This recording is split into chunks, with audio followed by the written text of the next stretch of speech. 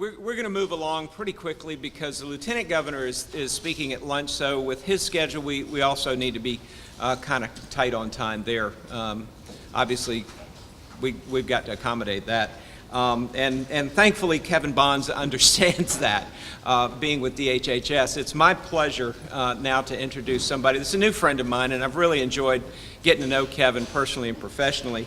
He's had quite a distinguished career before coming to DHHS with the U.S. Army, and that including having been the COO of a hospital that was a 30-bed hospital and 60,000 patients, and was the Deputy Chief of Staff at Walter Reed in Bethesda, Maryland.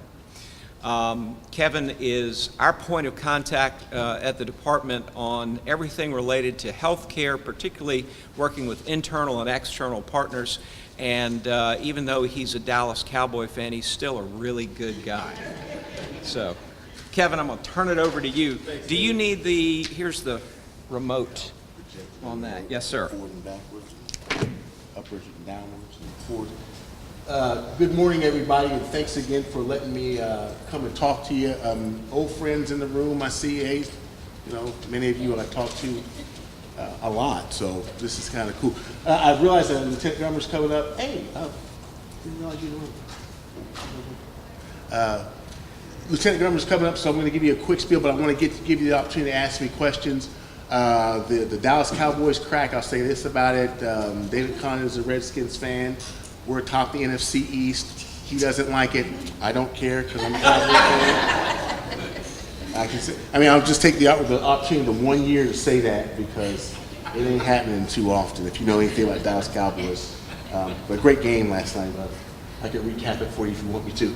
So the HOP program is around again this year. Proviso 33.21, and I'm assuming everybody in the room kind of knows the history. This is really the fourth calendar year we're looking at the HOP. So we got money coming you guys' way. This is the scope of the HOP, and really it has not changed. We're looking within the communities where HOP exists, and really it's in 44 communities where there is an emergency room to reduce the emergency room and acute inpatient usage by those who are uninsured, chronically ill, high utilizers of the same. And it's working out pretty well. In terms of participants, this is as of August. The September stats are being compiled, but it doesn't matter. 14,723 total enrollees within the HOP, of which 96% of 14,117 are under care plan management, which is absolutely amazing and is making the difference. Now, I will also say, kind of going back to a comment I just had, a conversation I just had with someone in the room, that within these HOP communities, even though these are the HOP enrollees, many of these communities, they have a team, and that team works to manage patients and to increase the health status of those in the community. Many of you are on those teams. It is not lost upon the state that even though this is the HOP program, that there are many other lives that are tangential to the HOP program, if you will. Maybe patients who don't really qualify for the HOP, but maybe in a category that places them just outside, that have social determinant needs and things of that nature, that those teams are also addressing. So as we go through this whole dynamic of the HOP, and now we're in formally year 3, I think one of the big takeaways has been for me and a lot of other people is that we've learned how to work together and how to manage a certain population. Not that we weren't trying before, but I think that that's one of the big takeaways. And it's kind of a surprise on me. It's one of those 800-pound gorillas in the room that was over in the corner and the lights were turned out on. You really didn't see it, and the light has slowly come up on that gorilla. And you go, oh wow. This is kind of what we needed to be doing. It's about partnerships more so than learning how to manage medically better. If that makes any sense. Again, it's Monday morning and a long weekend, and the Cowboys did win last night. So, anyway, providers, we got participation from that says 56 Medicaid hospitals. That's still true, and then a bunch of partnerships going on. Actually, I got to update this portion of the partnership slide. A lot of people added partners this year across communities. There's a lot of things, and actually, this portion of the slide, it changes, almost monthly because people are cross-talking at a rate that we can hardly keep up with now. So there's a lot of good work that's happening. Wanted to throw up some statistics for you in terms of what's happening. These are kind of old now. There is another report that will come out for the Institute for Families and Society, which is out of USC, that does the data analytics for us and crunches the data that we get out of RFA. But this was after about 2 solid years of working the program. For those folks that were enrolled in the program for at least 6 months. And at this point, we said that because the population is dynamic, and people go into and out of a program like HOP all the time based on many factors. Some of them economic, whether or not they have Medicaid and so on and so forth. But this is the one I like here. There was an 18% decrease in charges for HOP participants enrolled in the program for at least 6 months. And as we're talking toward the next data dump that's supposed to come out here real soon, before the end of the year most likely, we're going to see that expanded. And also we're going to take a look at probably folks that were enrolled within the program for at least 12 months instead of 6 months. It doesn't matter, that's kind of stunning. If you want to see the full report, and I know you guys will have these slides, click on this link when you get it. This link here, and it'll take you to the report. You can read across the state what's going on. If you want to see what's happening in a particular community, we can get in contact with that HOP and see if we can't get that report released to you if you want to do some comparison. I have to say it that way because it's RFA data, and that data there's a law about that long I got to read, and it scared the one out of me in terms of my ability to release, because some good information. But anyway, this is at the state level, and it should do you in terms of your information. This slide, we did a collaboration index within the HOP, and what we tried to measure was something I thought was unique in terms of sending out a survey to HOPs across the state, asking partners within HOP what they thought about each other based on some very select measures. And as we looked at that survey, how people answered those questions, and then looked at how they were performing in terms of keeping people out of emergency rooms and the inpatient setting, these are some of the things that popped out at us. And you would kind of expect that. People who are collaborating better, you would assume would have better outcomes in terms of the coordinations they were able to make for the patients. I won't read these to you, but they speak for themselves. And then down at the bottom, that further exploration, reductions in ED charges range from 48.7 to 5% for overall charges for the first full year of implementation compared to year 2. This pertains to an extra set of questions that we're asking a few HOPs around the state just to dive into exactly what the data may mean for us. So more to follow on that. But overall, if you're in a community, you're talking, you're engaged, the better you do for your patients. I'm talking to free clinics right now. I'm preaching to the choir, and I know it. So again, that's my story. I'm sticking to it. So now the fun stuff, the money, and I will explain what's going on, and then after this, don't smile so big, Susan. And I show it just this way for a purpose. So here you have the money that was offered under Proviso 33.22, which was the HOP Proviso last year, and then this fiscal year, 33.21. And so you see the levels of funding that go on, and I know I briefed this group before. I can go through the levels with the types of funding that fall under the HOP really quickly. So you've got the 2.75% increase at the top there. That was a legislative mandate that occurred in fiscal year 2000, beginning of fiscal year 2014, and it authorized a 2.75% increase in the amount paid for each and every Medicaid claim submitted by a hospital. And that increase was meant to fund the HOP. The second is a $25 million dish pool disproportionate shares. As many of you know, DISH dollars are paid to hospitals for care of uninsured and underinsured, well, actually it's a UPL also, but for our purposes, there's a DISH pool, but again, that's meant to fund HOP, and it goes to rural hospitals. You've got the alcohol and drug abuse clinic 301 contract, 301 clinic funding, $2 million there last year. This year, $1.6 million. So I'll pause there for a second and try and explain to the best of my ability the change. The money that is designated within these provisos for funding the HOP, they're all state dollars, that is not an actual add to the department's budget. That is an authorization that we shall spend or provide at least that amount of money, but there's not an add that comes to us. The other thing you probably should know, and probably if the director of the agency was here, he would give you his briefing on our budget and what's been happening. Over the last 2 years in particular, we've been in deficit spending to the tune of about $100 million in state funds per year, as I understand it. This reduction is about a 20% reduction across the board in state funds within the proviso, is one of a constellation of efforts to close that gap in state funding within the DHHS budget. It is phased in over years, and as I understand the boss's strategic plan, don't quote me, it was probably, well, the social media you guys learn about, so you're probably taping me right now.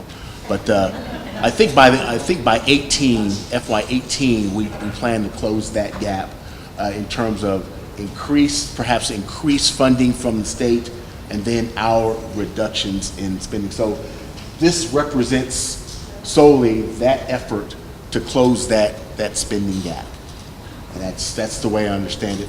And from a business standpoint, the business guy in me says, well, I understand it's kind of the way things go.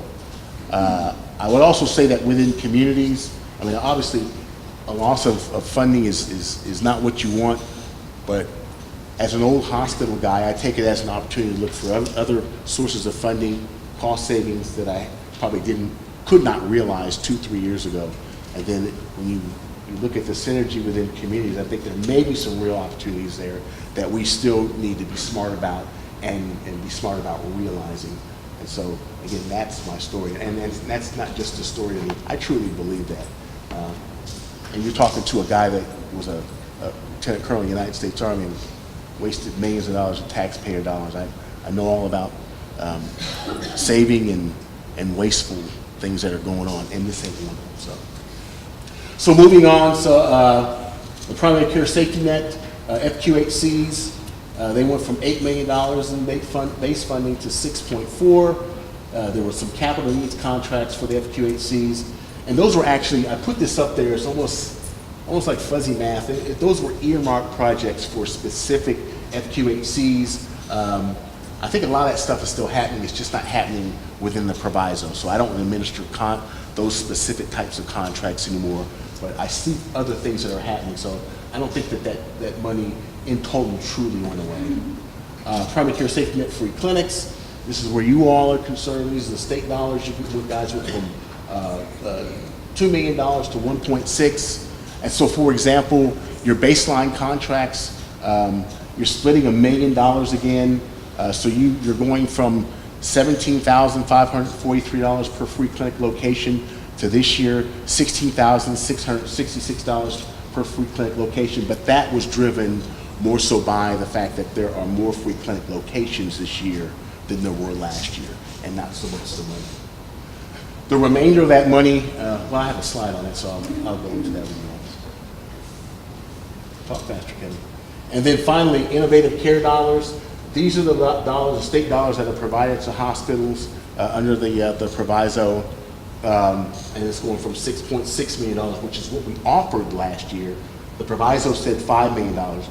The director decided to offer $6.6 million for communities, which was actually down from 7.5 the year before. And this year, the proviso calls for $4 million. That may go up or down. I've said enough. I don't want to put the director on the spot. Proviso says at least $4 million. So if nothing else changes, that's what we'll go with. and then we'll do the math and then get the money on the street quickly from there. Going to the next slide. So this speaks directly to free clinics and what we propose in terms of contracts, but I'll pause here because somebody's got an arrow and I know they want to shoot it at me. Anybody? Not you. You have heard me say this before. Back to that previous slide, many free clinics, when they talk to their hospital partners, the hospital partners only indicate that bottom line I got you. what they have available for their HOP funding. I got you. And they don't always take into consideration that 2.75 rate increase or some of the other Well, funding. yeah, absolutely. Connecting that, because they felt that they were only getting back money that they had been cut in the first place. I cannot stress the importance of reinforcing that message to hospitals. Absolutely. That it's not only $4 million in the proviso for hospitals, it's really much more than that they should be able to Absolutely. coordinate with their partners. It's a very good point, Susan, and action and then more action on my part. I was on an email with a CFO from one of our hospitals on Friday with this very conversation. Not that he disagreed with it, but he was asking about the state funding. I said, well, what about this? Because he had a contract that he needed to fund, and he didn't know how he was going to fund it, things of that nature. I'll go on record. Many of you, I've told this before. One of the hardest things about the proviso is this whole concept of partnering. One of the hardest concepts of partnering is the money with which partners have to live with and work with. I'm willing to be a part of any conversation anywhere. Not that I would pledge to come in and force a free clinic to give anyone money or force a partner to give anyone money, because of the dynamic and the things that go on within communities is just so different.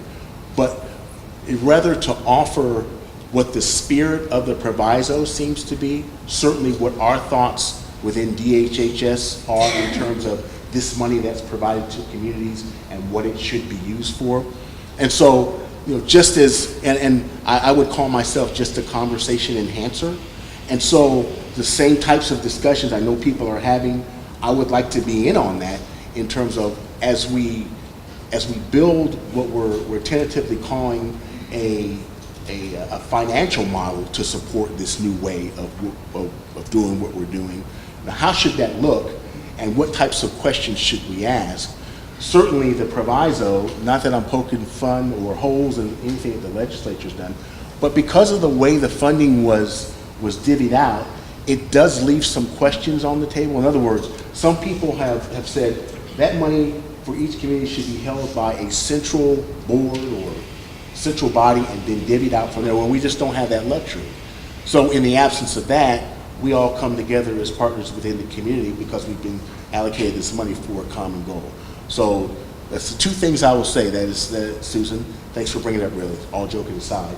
We have talked to folks within hospitals in particular, and I gotta be honest, guys, it's not just hospitals. FQHCs, we have the same conversation. Some free clinics we have the same conversation with. Some 301 clinics with anybody. So it's just the whole dynamic of getting people to work together within communities is probably one of the hardest things and one of the neatest things about this whole process that we're going through. So any other questions? Comments? Okay. So this is what we're looking at in terms of, I got 3 minutes. This is what we're looking at in terms of funding for free clinics. Baseline funding, $16,666 per site. Those contracts are actually going out the door now, and actually there are 3 clinics for which I've requested payment under those contracts within the last couple of weeks. So let's work it this way. The dynamic is my contracting section, the contracting section where I work sends contracts out. I should have visibility of them all. And I know who you all are through David Condon and Susan and Ms. Mulligan. And so if you don't get a contract, you contact them first, but then come to me and say, look, I haven't gotten my contract. We'll get it to you. And so that's the baseline contracts. We had talked about perhaps doing different programs other than the EMR electronic medical record and hybrid program this year. Kind of didn't get to where we didn't get to discussions in my mind where we had actionable meat for other programs that we could put into contracts that I could get through the lawyers and everyone else. So in the absence of that, we've fallen back to the EMR and hybrid contracts for this year. We have a goal of 11 EMR and 4 hybrid contracts, and you can see the breakout on both of them. $25,000 per EMR contract and $50,000 for each hybrid contract. So the EMR contracts, basically we'd like you to get connected if you can with the EMR that's prevalent in your community. Now I realize, and again, I'm an old hospital guy, so I'm not fooled that $25,000 is going to get you where you need to go a lot of times in terms of an EMR system or even the licensing that goes from year to year. But that seed money is meant to get you in the door, get you in the discussion, and if you can, get connected. All the way down to, when you look at the contracts, you'll see that just a basic EMR in your clinic is, and it doesn't have to be connected to anybody. I mean, that's kind of what we're after. So you got the gold standard, you know, being connected within the community, but then also, you know, just an EMR within your clinics, or an enhancement to your, if you have an EMR and you've not gotten a contract yet, just an enhancement to your existing EMR. Yes, sir. Have you mentioned SCFCA, South Carolina Health Information? I have not mentioned SCFCA because That's, I believe, being provided to free clinics at no charge. I did not know that.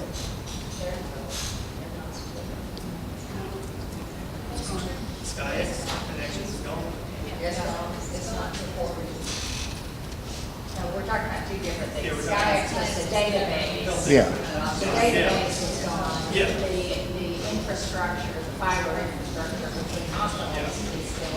And I Okay. believe that's at no charge to this group. I did not know that. I wish I could speak Which is what intelligent. we're going to plug our Thanks. EMR into. The unfortunate thing is I can work with 3 different hospital systems and Yes. only one's a member of SCFCA. Yeah. Very good question. So, I'll check that out. Thanks a lot. For the hybrid, $50,000 per hybrid contract. What we really want you to do, you know, first and foremost, it's a potential source of income for free clinics. You agree to become a Medicaid provider, and you're able to see Medicaid patients. Realizing that $50,000, depending on what what you have to do to convert yourself over, that may or may not be enough. But that's $50,000 per clinic location. I would say that what a lot of people run into with that, and what scares them, is the whole billing aspect. And what has worked in some communities is hooking up with a hospital or some other entity, because you know you're really not you're not required to have that big a Medicaid footprint. You know, we're looking at 10% after 2 years of signing the contract, 10% of your workload being Medicaid. So you can usually go out and find someone who will do that billing and that interface for you. Again, as I've learned about free clinics, you guys are innovators. There's probably something that you have that a hospital wants, and vice versa. You know, but those are the 2 contracts we'll offer beside the $1 million baseline. And again, the baseline going out the door now, I would say that in my contracting system, there's probably 60% of them. There are 10 signatures that each contract has to have, because we're the government, that's how we do things. Probably a quarter of them have been sent out. So look for yours real soon. And then finally, as we've offered under the proviso, the Free Clinic Association itself, we provide $100,000 through contract for them to do work on behalf of all free clinics, and there's some deliverables in it, and that's worked out really well, I think. That's all I have. Darn, 2 minutes over. Are there any questions? You guys are hungry. Okay, Governor. Thanks, y'all. David Connor's got my contact information. If you have any questions, call me, email me.